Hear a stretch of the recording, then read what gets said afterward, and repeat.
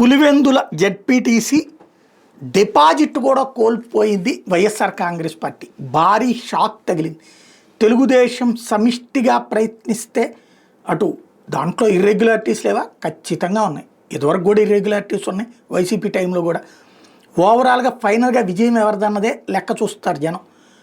మిగతాది ఇప్పుడు ఆ ఇర్రెగ్యులారిటీస్ ఉన్నాయి అని అనుకున్నారు కాబట్టి గెలుపుని ఓటమిని గెలుపుగా రాయరు కదా. ఓవరాల్గా పులివెందుల జెడ్పీటీసీ ఎన్నికల్లో తెలుగుదేశం అభ్యర్థి బీటెక్ రవి భార్య మారెడ్డి లతారెడ్డి 6050 ఓట్ల మెజార్టీతో గెలిచారు. టోటల్గా ఆమెకి 7814 ఓట్లు పడ్డాయి. టీడీపీ అభ్యర్థి లతారెడ్డికి 6735 ఓట్లు, వైఎస్ఆర్సీపీ అభ్యర్థికి అంటే టోటల్గా ఎన్నికల్లో పోలేని ఓట్లే 7814. వైసీపీ అభ్యర్థి హేమంత్ రెడ్డి కేవలం 685 ఓట్లు పడ్డాయి. టీడీపీ అభ్యర్థి లతారెడ్డికి 6735 ఓట్లతో విజయం సాధించడం అన్నటువంటిది ఇక్కడ కీలకం. అంటే 6050 ఓట్ల మెజార్టీతో విజయం సాధించడం అన్నటువంటిది ఓ రకంగా పులివెందుల చరిత్రని తెలుగుదేశం పార్టీ తిరగరాసింది అని చెప్పాలి.